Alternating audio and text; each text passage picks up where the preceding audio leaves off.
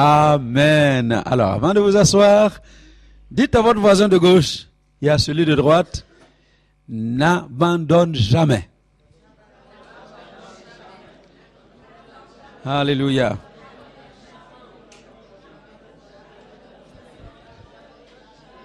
N'abandonne jamais. N'abandonne jamais. Alléluia. Voilà, je vous prie de vous asseoir. Merci beaucoup. Encore une fois, nous vous remercions d'avoir choisi de venir dans notre église cet après-midi. Que Dieu rencontre votre besoin et qu'en partant d'ici, vous puissiez avoir la certitude que vous avez été visité d'en haut. Parce que nous ne sommes pas en train de parler d'un Dieu mort, mais d'un Dieu vivant qui intervient encore dans la vie des hommes et des femmes sur la terre. Alors c'est pourquoi je salue tous nos internautes à travers le monde, d'où que vous soyez. Eh bien, soyez bénis. La même bénédiction que Dieu nous envoie cet après-midi sera sur vous. Alléluia. Je sais qu'il y a des gens qui nous suivent de l'Afrique, qui nous suivent du Brésil, qui nous suivent des États-Unis, de l'Angleterre, de Belgique, de la France. Eh bien, soyez bénis. Et je salue particulièrement Serge et Patricia avec le petit Kenny. Je salue aussi Judith qui est certainement à la maison en train de suivre ce culte. Soyez bénis. Dieu vous fera du bien. Amen. Voilà. Depuis le début de ce mois, nous avons commencé le mois de prière. Chaque soir, nous prions de 18h30 à 20h30. Et nous avons commencé ces 3 premières semaines par ce que nous appelons le jeûne de Daniel. Donc pendant ces 3 semaines, nous sommes dans la 2e semaine. 3 semaines pendant lesquelles nous sommes encouragés à ne prendre que des légumes et des fruits. Alléluia. Avec de l'eau, à la limite du thé vert ou un jus de fruits pressé. Alléluia. Est-ce que ça vous fait du bien?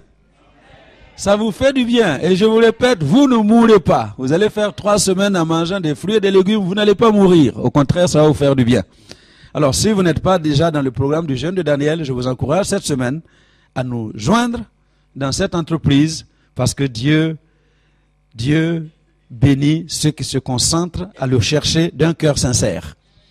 Alors, dans ce jeûne de Daniel et pendant ce mois de prière, nous sommes en train de voir comment Dieu veut ma réussite. Dieu veut que chacun d'entre nous réussisse. Parce que Dieu ne peut pas nous avoir créés, placés sur la terre, juste pour occuper quelques mètres carrés de terrain, manger quelques nourritures, boire quelques breuvages, et puis, un jour, on dit oui, il s'est marié, il a eu 2, 3 enfants, il est mort, et puis c'est fini. Si c'est ça l'objectif pour lequel Dieu t'a créé, c'est vraiment misérable. Allô? Si tu es sur la terre juste pour avoir un petit travail, une petite maison, une petite voiture, une petite famille, et puis mourir, et c'est terminé pour toi, non, ça ne vaut pas la peine de vivre. Alléluia. Dis à ton voisin, il y a plus que ça. Il y a plus que ça. Dieu t'a créé pour plus que ça. Pour que tu puisses influencer ton monde. Il t'a créé pour que tu puisses laisser un impact dans ce monde. Et quand tu vas quitter, on doit te regretter. Hein? Alléluia. Il y a des gens, quand ils meurent, on est content. Hein? Ah oui, hein? N'est-ce pas? Vous là, comme vous êtes, il y a des gens, vous espérez qu'ils meurent pour que vous soyez tranquille. Hein? Mais qui n'en soit pas ainsi de vous.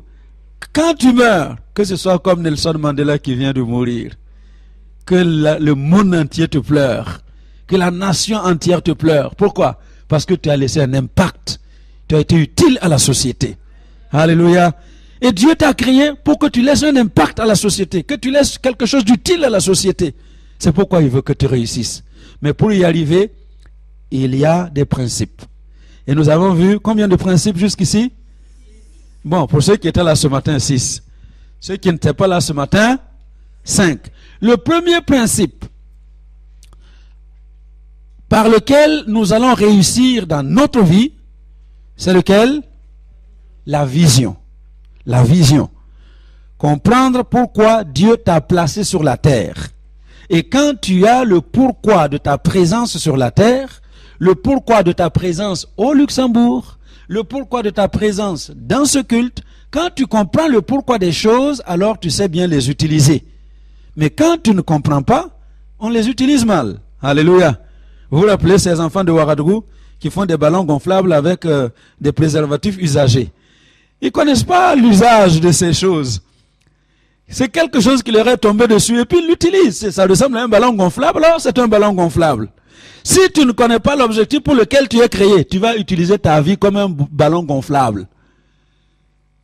Alors il faut savoir. C'est ça la vision. Alléluia. Deuxième objectif, la passion. Quand tu vas découvrir pourquoi tu es sur la terre, il faut l'accomplir avec passion. Et la passion, Guélor, c'est le propulseur derrière toi qui va te donner le courage quand tout va mal. C'est ce propulseur qui va te permettre d'entrer là où on te dit que tu ne peux pas entrer. C'est ça la passion. Amen. Troisième principe, la planification. Il faut planifier les choses. Alléluia. Je sais que les gens qui vivent en dessous du Sahara, de l'équateur, oui, je sais ce que je dis.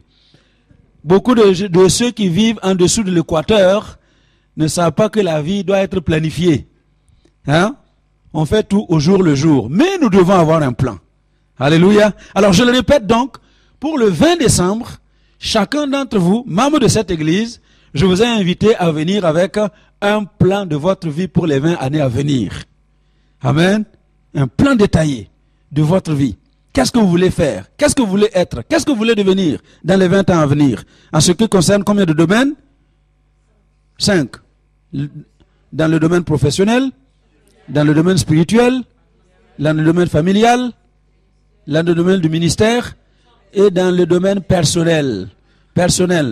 Qu'est-ce que vous devez faire pour que votre propre personne tienne le coup? Alléluia. Parce que si on néglige son corps, eh bien, le corps ne va pas tenir le coup. L'argent va arriver, mais tu n'auras plus la force enfin, excusez-moi l'expression, je parle comme chez moi, de manger l'argent. C'est de dépenser, hein. Alléluia. Vous voyez? Donc, faut pas travailler, réussir, avoir beaucoup, et puis tu n'as plus assez de force pour jouir de ce que tu as acquis. C'est pourquoi il faut avoir un plan détaillé pour ton propre corps, ta propre vie, pour qu'il vive longtemps. Et quand la bénédiction va descendre, tu as encore de la grâce et du temps pour pouvoir vivre. Donc c'était la planification, c'était le troisième. Quatrième principe. Voilà, le quatrième principe, ce sont les gens. C'est le principe de s'entourer des bonnes personnes. Parce que tu ne peux pas réussir seul. Je répète la phrase que j'aime beaucoup. La totalité des 7 milliards d'êtres humains sur la Terre, à une exception près, est composée des autres. L'exception, c'est toi. Donc tout le reste là, ce sont les autres. Tu ne peux pas réussir sans les autres. Il te faut alors savoir utiliser les autres pour pouvoir réussir dans la vie. Amen. Le cinquième principe que nous avons vu la semaine passée, le principe de la prière. Alléluia. La prière. Vous savez, la prière, je l'ai dit ce matin, c'est cette permission que nous donnons à Dieu d'opérer des choses sur la terre. Et vous allez vous rendre compte que tout ce que Dieu fait sur la terre, il le fait toujours au travers des hommes. Alléluia. Il le fait au travers des hommes. Israël a crié à cause de la servitude qu'il subissait en Égypte. Dieu a entendu leur cri. Dieu descend. Il dit, moi-même je suis descendu pour les délivrer. Est-ce que c'est Dieu? Vous l'avez vu? Non. Par qui il a délivré son peuple? Par un homme, Moïse. Parce que Dieu est esprit. Et sur la terre, ne peuvent vivre que les corps, les hommes qui ont les corps. Parce que l'esprit, son règne, c'est le ciel. Et le corps, son règne, c'est la terre. Le ciel est le ciel de Dieu. Mais la terre, Dieu l'a donné aux hommes. C'est pourquoi Dieu ne peut pas lui-même intervenir personnellement sur la terre en tant qu'esprit. Sinon, il serait illégal. Et je vous ai dit que quand Dieu parle, sa parole devient une loi. Donc, il a déjà parlé. Il a donné la terre aux hommes.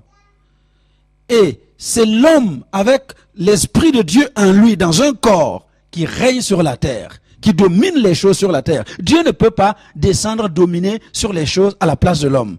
Donc toi, comme tu es là, tu es utile. Dieu a besoin de toi pour opérer des choses sur la terre. Alléluia. Les esprits ne peuvent rien faire. C'est pourquoi même le diable utilise des corps pour pouvoir faire ce qu'il fait. Il a utilisé le corps du serpent pour aller tenter Adam. Et il utilise le corps des gens pour pousser les uns et les autres à se tuer, à s'entretuer. C'est pareil. Dieu ne peut pas faire quelque chose sur la terre s'il n'y a pas un corps qui l'accueille. Donc quand toi tu dis voici mon corps, alléluia, Seigneur je te donne mon corps, fais-en ce que tu veux, alors Dieu peut t'utiliser, son esprit en toi va se manifester pour que tu puisses accomplir des choses pour la gloire de ce Dieu dont le ciel est le trône. Amen, alléluia. C'est pourquoi même pour te sauver, pour sauver l'homme, il est descendu comment? Il est descendu par Jésus, alléluia. Il avait besoin d'un corps.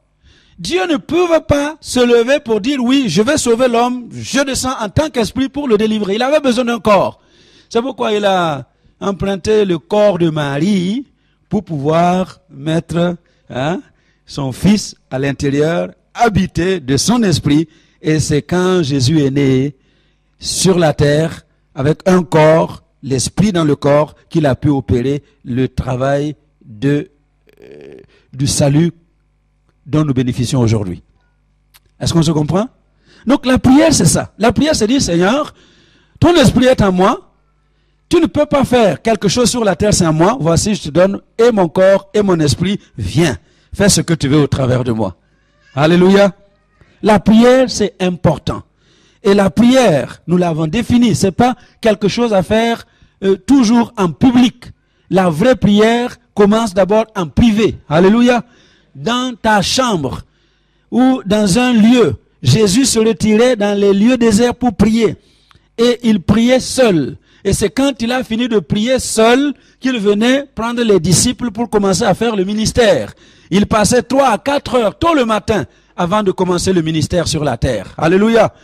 Quand il fait 3 à 4 heures dans la prière, le matin, alors maintenant qu'il est sur la terre, au milieu des hommes, il rencontre les besoins et il règle le problème des gens en un clin d'œil. Amen.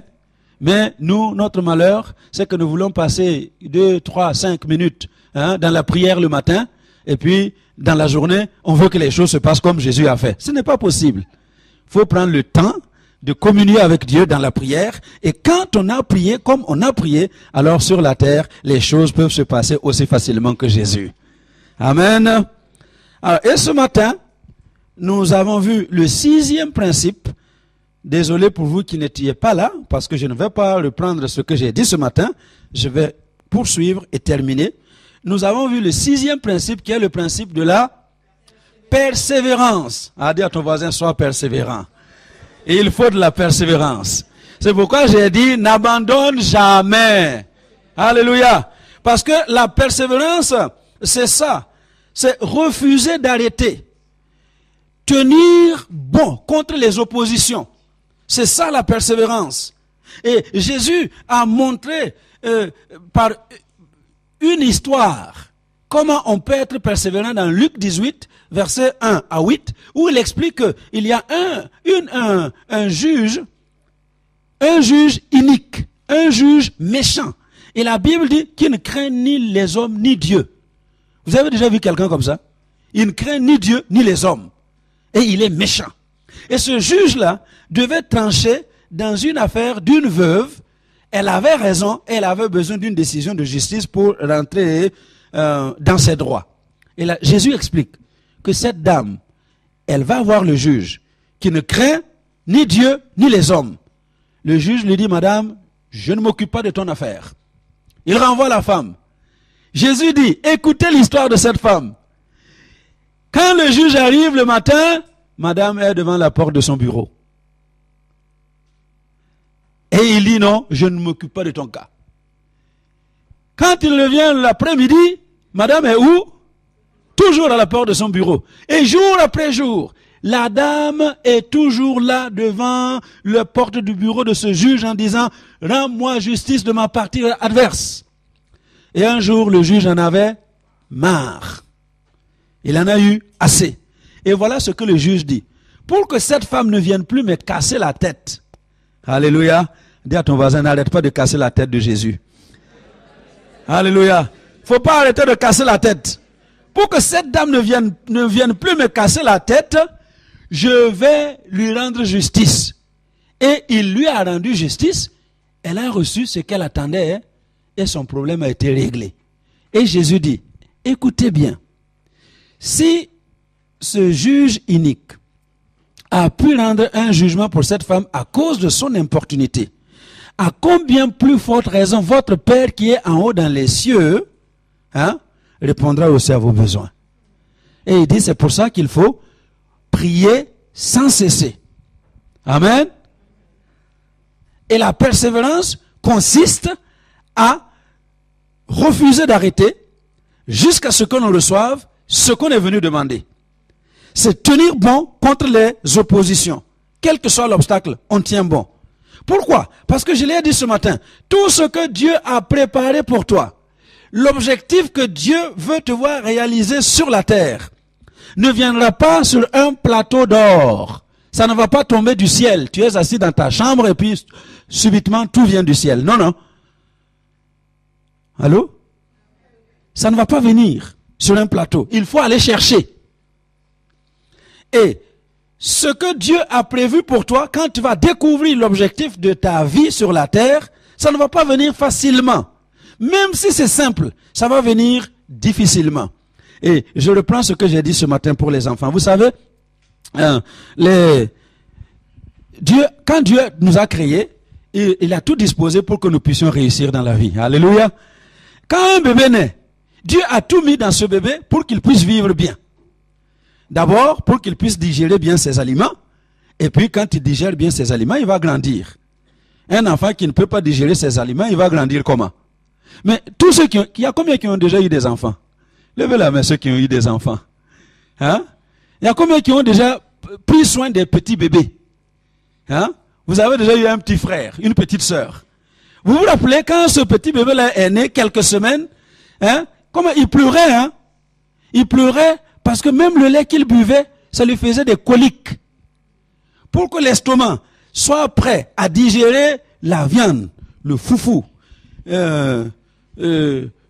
dites-moi encore, les pizzas, le riz, la choucroute. Pour que l'estomac puisse être prêt à digérer, l'enfant a déjà des coliques, ça fait mal. Hein? Et la bouche, pour manger les bons steaks et les beefsteaks là. Quand les dents poussent, ça fait quoi? Ça fait mal. Les enfants ont des fièvres. Pourtant, Dieu a préparé ces choses-là convenablement pour que nous puissions réussir dans la vie. Mais c'est simple, mais ça ne vient pas facilement.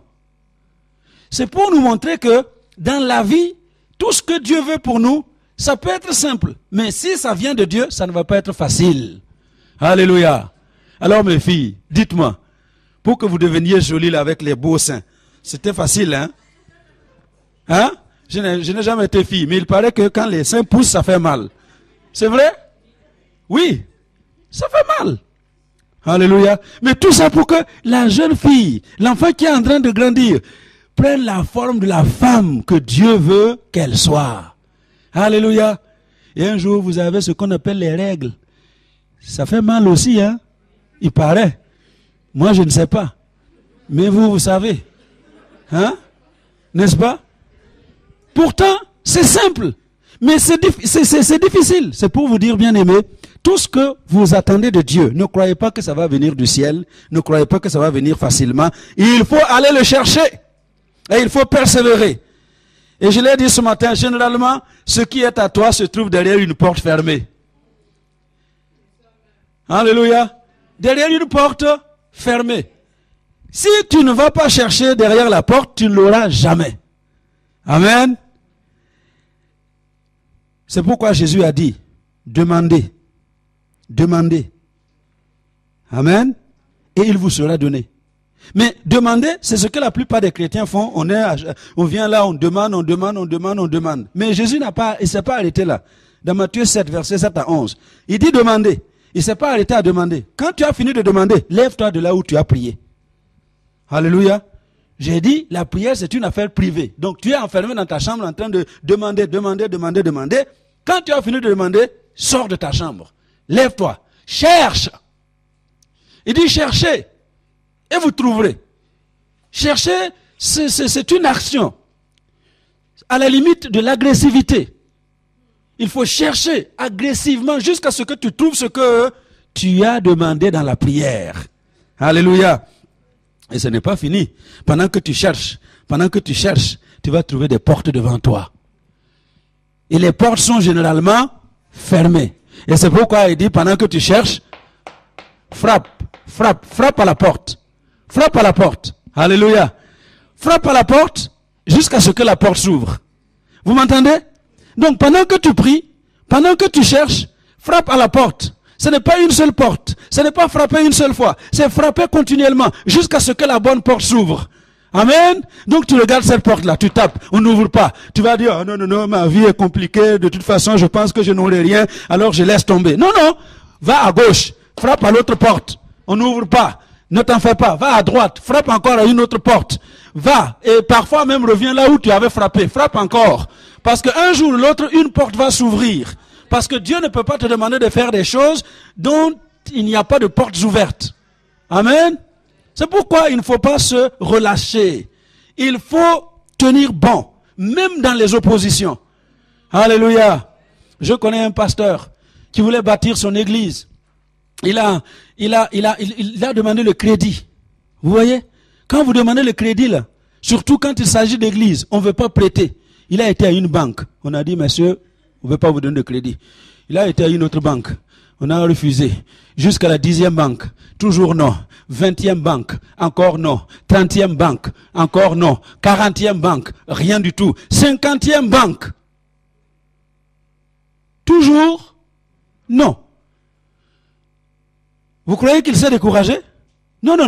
Il a cherché une 51e. Et la 51e a dit non. Il a cherché une 52e. On a dit non. Il a été trouvé une 53e. Et cette fois-ci, on a accepté de lui donner le crédit. Alléluia.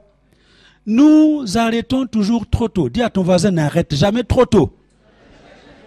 Jamais. Alléluia. Faut pas arrêter trop tôt. Persévère. Comme un bon ami le dit, le verbe persévérer dit, perce et tu verras. Perce et tu verras. Faut persévérer. C'est ça la persévérance. Ne jamais abandonner. J'ai donné l'exemple de Abraham Lincoln ce matin. Après plus de 12 échecs dans sa vie, il a fini par être élu président des États-Unis. Alléluia. Après combien d'échecs? Plus de 12. Amen. Alléluia. Je vous ai parlé de Charlot. Charlot a été viré parce que c'était un mauvais acteur. Ce qu'il proposait, personne n'en voulait. Charlot est devenu ce que vous savez. Charlie Chaplin. Alléluia.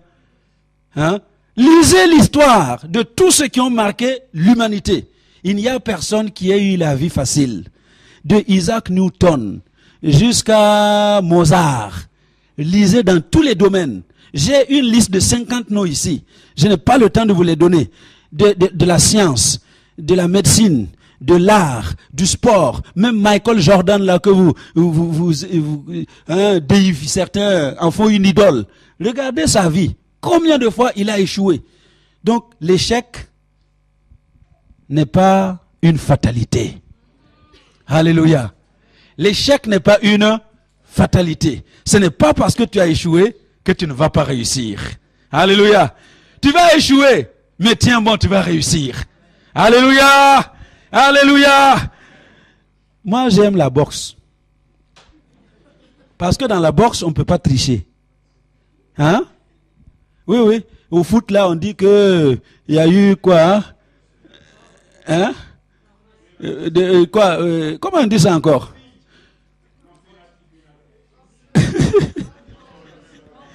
Quand on triche, là, Oui, simulation. Hein? On t'a touché un peu seulement, tu tombes. Hein?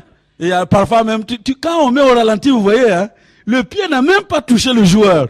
Et puis, il a sauté, fait des culbutes pour avoir un penalty. Mais à la boxe, on ne peut pas faire ça. Hein? On ne peut pas, hein? Yeah. Ça, c'est vis-à-vis. On te fait boum. Yeah. Si c'est le coup et le coup, tu vas tomber. Tu n'as qu'à essayer de rester debout. Tu vas tomber. La boxe, c'est très bien, n'est-ce pas? Mais quand vous regardez les vrais combats de boxe, là, c'est grave. Hein? Celui qui est souvent vainqueur, ce n'est pas que il a gagné tous les rounds, n'est-ce pas? Parfois, il a été malmené pendant certains rounds, au bord même du chaos. Il y en a même qui sont tombés. Alléluia. On t'a mis, boum, tu es tombé par terre. Et puis les étoiles là, on est là, 1, 2, 3, 5, 8. Et puis 9e, il se relève là, en train de dandiner. Hein? Ah, heureusement pour lui, on a arrêté le round. Et puis il va s'asseoir. On va le soigner un peu, n'est-ce pas? Et puis ses esprits reviennent. Et quand il se lève, hein, c'est pour encore boxer. Vous m'entendez? Alléluia. Tu vas prendre des coups, mais tu ne seras pas KO. Alléluia.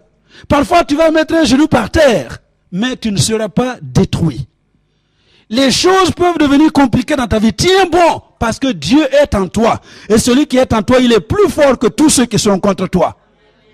Amen. C'est pourquoi nous devons persévérer, sans jamais reculer. Va toujours de l'avant. Dans ce que tu es sûr être le plan de Dieu pour toi, va de l'avant. Va de l'avant. Quels que soient les obstacles devant toi. Amen. J'ai parlé ce matin des ennemis de la persévérance. Je ne reviendrai pas là-dessus. J'espère qu'il y a un CD. Ben, prenez le CD. Alléluia. Comment? Vous voulez que ceux qui sont venus ce matin soient pénalisés? Bon, j'ai quand même un peu de pitié pour... Il y a des ennemis à la persévérance. Il y a des ennemis. Le premier ennemi, c'est ce que j'appelle avoir un style de vie de lâcheur. Hein, dis à ton voisin, arrête d'être lâche. Hein? Pas de style de vie de lâcheur. Le lâcheur, vous savez ce que le lâcheur fait? Le lâcheur, il a peur d'échouer. Il a peur d'échouer. Parce qu'il a peur d'échouer, tout ce qui arrive, il ne veut pas entreprendre. Hein? Il y a des gens qui auraient dû être à une certaine dimension aujourd'hui qui ne le sont pas parce qu'ils ont toujours eu peur. Hein? Allô? Il y a des patrons d'entreprise ici là. Il y a des patrons d'entreprise. Mais vous avez tellement peur que vous ne vous êtes pas lancé jusqu'à présent. Allô? Croyez que les patrons là qui vous emploient, ils ont combien de têtes? Allô? Le patron qui t'emploie, il a combien de têtes? 2 têtes. Il a combien d'oreilles? 2. Combien de nez? Hein? Oui. Un nez avec 2 trous. Alléluia. Regarde-toi. Alléluia.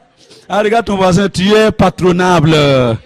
Comme tu es là, avec ta tête, tes 2 oreilles, tes 2 yeux, ton nez, tu es patronable. Tu peux devenir un patron. Amen. Parce que les patrons ne sont pas plus que toi. Ils sont exactement comme toi. Donc, n'ayez pas peur. Arrêtons ce style de vie de lâcheur. On a peur de tout. Amen. Deuxième ennemi. S'imaginer que la vie devrait être facile. Il y a des gens comme ça, vous les regardez, vous savez vraiment que chez eux, là, la vie doit être facile. Ils veulent tout facilement. Mais la vie n'est pas facile. La vie est dure. Allô? Il ne fallait pas attendre 2008 ou 2009 pour parler de vie chère. La vie a toujours été chère. Alléluia. Oui, oui, la vie a toujours été chère. La vie est chère. Elle est dure. Donc ne pense pas que la vie va être facile. C'est dur. Mais tu es capable d'endurer la dureté de la vie. Tu es capable de surmonter la cherté de la vie. Alors, arrêtons de nous imaginer que ça doit être comme nous voyons. Troisième obstacle, qu'est-ce que j'ai dit? Troisième ennemi. Pensez que la réussite est une destination. Ça, c'est un grave ennemi. Certains l'appellent la maladie de la destination. C'est-à-dire, vous êtes là, on parle de patron. Vous pensez qu'à oui, le jour où je vais monter ma société, je vais être patron, je vais m'asseoir dans mon fauteuil de PDG. Alors, tout le monde serait déjà résolu. Et puis, tu es PDG et tu te rends compte que, l'histoire de PDG là, ce n'est pas une petite histoire. Parce que tu as des gens qu'il faut gérer. Il y a dedans des femmes qui vont être enceintes. Et il faut les remplacer. Et pour les remplacer, c'est un problème. Et tu ne peux pas les renvoyer parce qu'elles sont enceintes. Tu vas te rendre compte que c'est pas aussi facile que ça. Hein? C'est pas facile. Il faut donner les salaires. Et quand ça ne produit pas assez pour donner le salaire à tout le monde, tu n'as pas le choix, tu dois quand même donner le salaire. Peut-être que toi, tu ne toucheras pas un certain mois, mais le salaire des autres, ça doit passer. Tu te rends compte que c'est pas facile. Et la TVA, dites-moi, hein, toutes les charges. Vous vous rendez compte que wow, l'affaire de patron, c'est pas une mince affaire. C'est pas une destination, hein. Quand le succès, c'est pas une destination. C'est un voyage sans fin. Alléluia. C'est une course, une marathon. Hein, quoi? J'ai dit quoi? Ah. Vous savez, moi je suis né au village, hein. Ma langue maternelle s'appelle Mouré. Alléluia. Donc soyez déjà heureux que je parle le français que je parle là. Alléluia. Non, c'est un marathon. Quatrième ennemi, hein, de la persévérance, c'est l'esprit de résignation. La résignation. On n'oppose aucune résistance. Il y a des gens comme ça. Un flot arrive, c'est un plus, il est par terre. Un petit coup de vent, il est par terre. Il n'oppose aucune résistance. Alléluia. Dis à ton voisin, résiste. Résiste. Résiste. Résiste. Parce que tu es capable de résister. Quoi qu'il arrive dans ta vie, résiste. Alléluia. Résiste. Il ne faut pas se résigner de la vie. Non. La vie, tu dois la faire. Ce n'est pas la vie qui doit te faire. Alléluia. C'est pourquoi moi, ça m'énerve quand une femme est lâchée par son mari et puis elle pleure, ouais, il est parti. Il est parti, il est pas qu'il parte. Hey, est-ce que ta vie dépend d'un homme? Ta vie ne dépend pas d'un homme. Alléluia. Je n'encourage pas le divorce parce que vous me connaissez. Hein? Je suis un prédicateur du mariage. Amen. Mais quand vous trouvez quelqu'un qui est dans tous ses états, il ne veut rien comprendre, et puis vous êtes là à pleurer, non, faut l'oublier. Amen. Et j'ai connu certains hommes qui sont devenus dépressifs parce que la femme est partie. Ah, toi tu vas devenir dépressif parce que ta femme est partie. Hein?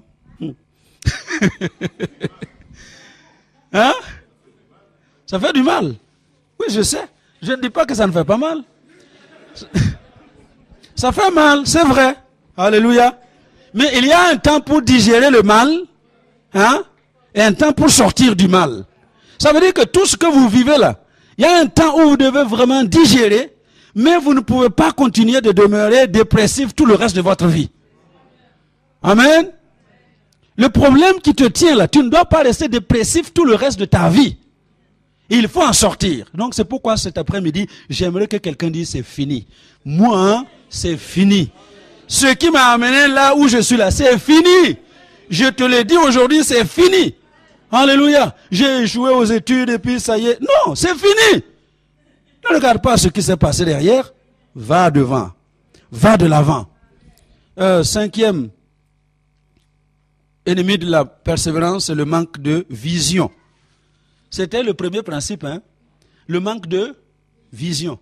Sans vision, tu vas marcher à tue-tête. Même pour tes jours, là, la journée, si tu n'as pas de vision pour ta journée, tu vas être au gré de tout le monde. Allô? Si tu n'as pas de vision pour la journée, ce dimanche-là, si vous n'aviez pas de vision de dire, je me lève, je vais au culte de midi, et puis après, je fais ce que je dois faire. Si vous n'aviez pas cette détermination, quelqu'un vous téléphone à 11h30, hein? Ah, tu sais que le Coran de feu s'est ouvert aujourd'hui, il y a des trucs à gagner. Allez, toi tu as changé de programme. Parce qu'il n'y a aucune vision, aucun programme. Sans vision, on ne peut pas persévérer. C'est pourquoi je vous répète, d'ici le 20 décembre, venez avec le dépliant de votre vision, le programme de votre vie pour les 20 années à venir. Et on va ensemble prier jusqu'à ce que les choses vous soient accordées au nom de Jésus. Amen. Alléluia. Bon, je suis désolé parce que le temps est passé. Alors je vous lis le verset que je voulais aborder cet après-midi. Et je ne vais pas prêcher, je continuerai donc dimanche prochain. Amen. C'est dans Hébreux 12. Je voulais vous parler de comment persévérer. Comment nous pouvons persévérer. Hébreux 12, versets 1 à 11. Verset 1 à 11. Je vous lis la version, la parole vivante. Hébreux 12, verset 1. À combien? Bon, peut-être que je lirai jusqu'au 13. Donc, dans la version... Ah oui, on l'a ici. Ok. Bon, on va lire la version qui est affichée. Est-ce que nous pouvons lire ensemble? À haute voix. Nous donc aussi, puisque nous sommes environnés d'une si grande nuée de témoins, soulignez témoins dans votre Bible, une si grande nuée de témoins. Rejetons tout fardeau et le péché qui nous enveloppe si facilement, et courons avec persévérance dans la carrière qui nous est ouverte. Ayant les regards sur Jésus, le chef et le consommateur de la foi, qui, en vue de la joie qui lui était réservée, a souffert la croix, méprisé l'ignominie, et s'est assis à la droite du trône de Dieu. Considérez en effet celui qui a supporté contre sa personne une telle opposition de la part des pécheurs, afin que vous ne vous lassiez point l'âme découragée. Vous n'avez pas encore résisté jusqu'au sang en luttant contre le péché. Une minute, pause. Dis à ton voisin, est-ce que tu as déjà perdu du sang à cause du péché? Allez, vous n'avez pas lutté encore jusqu'au sang. Vous n'avez pas lutté jusqu'au sang. Donc vous n'êtes pas encore mort à cause du péché. Alors, on continue. Et vous avez oublié l'exhortation qui vous est adressée comme à des fils. Mon fils, ne méprise pas le châtiment du Seigneur et ne perds pas courage lorsqu'il te reprend. Car le Seigneur châtie celui qu'il aime et il frappe de la verge tous ceux qu'il reconnaît pour ses fils. Supportez le châtiment, c'est comme des fils que Dieu vous traite, car le fils qu'un père ne châtie pas.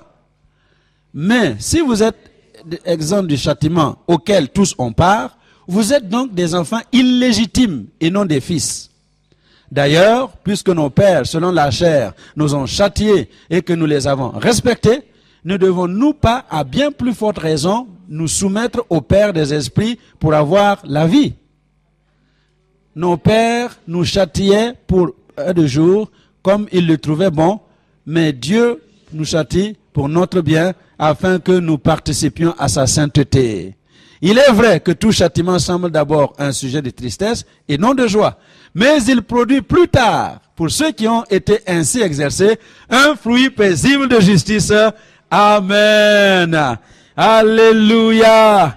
Alléluia. Alléluia. Il nous explique comment nous pouvons faire pour persévérer dans la vie. Amen. Qu'est-ce que tu dois faire pour persévérer dans la vie? Alors il dit qu'il y a une grande nuée de témoins. Une grande nuée de témoins. Et vous savez qui est cette grande nuée de témoins? Qui constitue cette grande nuée de témoins? Ce sont ceux dont il a parlé au chapitre 11. Il a parlé d'Enoch. D'abord Abel. Abel qui a été tué par son frère. Mais il a été déclaré juste parce qu'il avait la foi. Enoch, qui a marché avec Dieu et qui a été enlevé. Et parce que pendant 300 ans, il a marché avec Dieu. Alléluia. Il y a des témoins. Il y a des témoins. Il y a une nuée de témoins qui nous observent. Alléluia. Donc, pour que nous puissions persévérer dans la vie, il faut considérer ce qui se passe. Ceux qui nous ont précédés, quelle a été la fin de leur vie? Amen. Et ça va nous être un encouragement.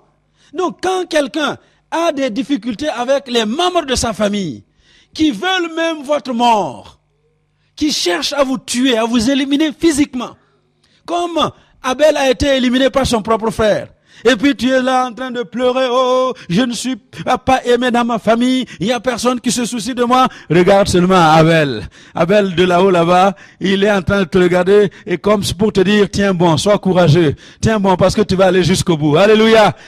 Tiens bon. Et quand quelqu'un est dans sa marche avec Dieu et les choses deviennent difficiles, tu vois qu'il y a des obstacles partout où tu passes. C'est comme si on te mettait des bâtons dans les roues. Tu crois que ça, tu ne vas pas y arriver. Il y a un Enoch qui se lève, qui dit non, ne t'en fais pas. Moi, pendant 300 ans, j'ai marché avec ce Dieu-là. Pendant 300 ans, les hommes ont essayé de me décourager. Les situations ont essayé de me décourager. Toutes sortes de choses se sont présentées devant moi pour m'empêcher de marcher. Mais j'ai continué de marcher. Alléluia. J'ai continué de marcher. Alors tiens bon, parce que toi aussi tu tiens. Tu vas y aller. Tu vas y arriver. Tu vas aller jusqu'au bout. Amen. Il y a une nuée de témoins autour de nous. Alléluia. Et Sarah. Et Abraham. Amen. Et Sarah. Et Abraham. Il y a combien qui sont arrivés comme au soir de votre vie. Hein, vous êtes âgé. Vous avez l'impression que l'âge vous a pris. Et que les choses qui devraient vous arriver ne vous arriveront plus jamais. Abraham, il avait 99 ans. Qu'est-ce qu'un vieillard de 99 ans peut encore produire comme enfant? Et Sarah, sa chère Sarah, 90 ans. La Bible dit qu'ils étaient vieux. Et si la Bible dit que tu es vieux, alors là, sans dessein, tu es vraiment vieux. Tout est fini. Ils sont arrivés au soir de leur vie. Et ils pensent que tout est fini. Et vous savez quoi? Dans leur vieillesse, Sarah dans ses 90 ans, Abraham dans ses 100 ans, Dieu leur a donné un fils. Alors, Sarah et Abraham sont là comme des témoins qui vous disent, non, ce n'est pas tard. Ce n'est pas tard. Toi, tu as quel âge? Dis à ton voisin, ce n'est pas tard. Alléluia. Ce n'est pas tard. Ce n'est pas tard. Abraham est un témoin pour nous dire qu'il n'est jamais trop tard pour Dieu d'agir. Alléluia. Et vous vous rappelez le témoignage de cette femme de Tunisie, dans l'église de Tunisie, 53 ans, elle n'avait pas d'enfant encore. Alléluia. Et son pasteur était avec nous, il y a 2 ans ou 3 ans, on a prié avec lui. Et dans son 55e anniversaire, cette femme a embrassé combien d'enfants? 3 enfants. Alléluia. Cette femme a eu 3 enfants. Amen. Non, c'est pas insémination comme vous. Non, non. Non, Dieu a déposé, elle a eu ses enfants. Amen. C'est pour nous dire qu'il n'est jamais trop tard. Il n'est pas trop tard. Alléluia. Donc, jeunes gens, arrêtez de me parler de votre mariage. Vous avez 40 ans, maintenant, il n'y a plus personne qui vous veut. Hé! Waouh! 40 ans, c'est la jeunesse. C'est la force de la jeunesse. Alléluia. Ah oui! Il y a quelqu'un qui vous cherche. Quelqu'un vous cherche. Et puis, il va vous trouver. Amen. Alléluia. Alléluia. Alléluia. Il y a des témoins. Il y a des témoins. Il y a des témoins. Il y a des témoins. Amen. Alors, c'est pourquoi il dit, persévère. Tiens bon, parce que tu vas y arriver. Tu vas y arriver. Dieu est avec toi. Il va t'aider à y arriver. Amen. Alors donc c'est un peu ce que je voulais vous partager cet après-midi. Je vais continuer dimanche prochain. Alors si vous voulez la suite, rendez-vous. Ah non, dimanche prochain ce ne sera pas moi. Dimanche prochain ce sera le pasteur Shirandi de Washington. Hein? Alléluia. Comment? Oui, c'est Shirandi. Il sera là. Il vient vendredi. Je vais vous l'annoncer tout à l'heure. Alors ce sera Chirandi le dimanche prochain. Alors moi je continuerai dimanche dans 8. Alléluia. Comment? Non, lundi soir. Il sera là lundi soir. Quoi? Ah oui, excusez-moi. Oh oui, oui, oui. Oh. On va continuer demain soir. Désolé. Merci ma fille. Voilà. Donc on n'arrête pas, on continue, puisque l'objectif de Dieu c'est de nous montrer qu'il veut que nous réussissions et que nous devons respecter les principes pour réussir. Donc demain soir, si vous voulez la suite, venez. Amen. Alléluia. Alors je vous invite à vous lever et nous allons prier. Nous allons prier.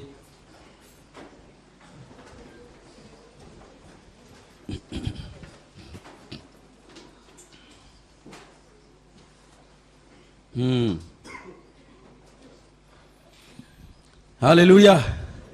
Merci Seigneur. Bon, vous êtes nombreux et je ne vais pas pouvoir prier pour chacun d'entre vous, mais je vais prier pour tout le monde et puis ensuite vous allez trouver une personne pour qui vous allez prier. Amen. Vous m'entendez? Moi je prie pour vous, l'onction va descendre dans vos mains, la puissance de Dieu va vous visiter et avec cette puissance en vous, vous priez pour quelqu'un d'autre. Ça va? Est-ce que vous avez la force de lever encore vos deux mains pour recevoir l'onction? Seigneur, tu m'as dit que si je lis quelque chose sur la terre, tu le lis au ciel. Que si je délie quelque chose sur la terre, tu le délies dans le ciel. Alors cet après-midi, je lis tous les mauvais esprits qui font du mal aux hommes et aux femmes. Je lis tous les démons, les puissances des ténèbres qui ont trouvé possession dans le corps de certaines personnes. Je les paralyse et je les envoie dans les lieux déserts. Et je libère les uns et les autres d'entre leurs mains. Et je dépose dans les mains de chacun l'onction qui va être utile pour toucher quelqu'un cet après-midi et lui donner ce que son cœur désire. Alors recevez cette onction et priez maintenant pour la personne que vous désirez devant vous. Amen. Alléluia. Voilà, donc trouvez quelqu'un. On se met 2 à 2. 2 à 2. 2 à 2. 2 à 2. Pas 3 à 3. 2 à 2. Prenez une personne dans vos mains et vous allez prier pour cette personne. Alléluia. Merci Seigneur. Est-ce que tout le monde a un partenaire de prière? Qui n'en a pas? Celui qui n'a pas levé là-haut, levez bien haut la main. Magali ici n'en a pas. Sonia, viens. Sonia, viens avec Magali. Merci. Amen. Voilà. Écoutez-moi bien. Écoutez ce que vous allez demander à Dieu pour votre partenaire de prière. Que Dieu fortifie votre partenaire de prière pour qu'il tienne bon jusqu'à voir la réalisation de tout ce qui est à lui, puisqu'il est venu sur la terre avec un mandat de Dieu. Alléluia. Nelson Mandela est venu avec un mandat de Dieu. On pouvait le mettre en prison, le mandat n'a pas changé. On pouvait le jeter n'importe où, le mandat n'a pas changé, jusqu'à ce que ce mandat se réalise. Alléluia. Toi aussi tu es là avec un mandat. Alors tu pries donc que Dieu amène à accomplissement le mandat pour lequel il a envoyé ton partenaire de prière sur la terre. Amen. Et s'il y a des obstacles, que les obstacles soient ôtés. S'il y a des oppositions, que les oppositions se retirent. Si lui-même, il est découragé, qu'il reçoive la force aujourd'hui de croire à nouveau dans ce projet divin. Amen. Voilà, prions donc les uns pour les autres.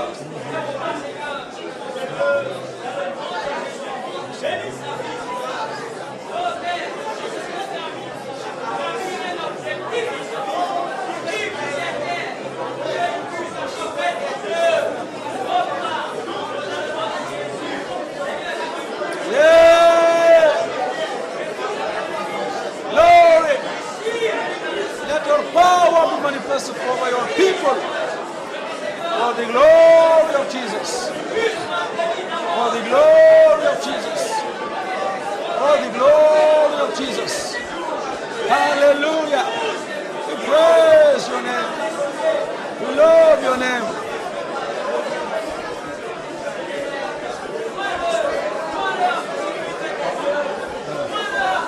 Ora baba yandulu robo yandulu kuru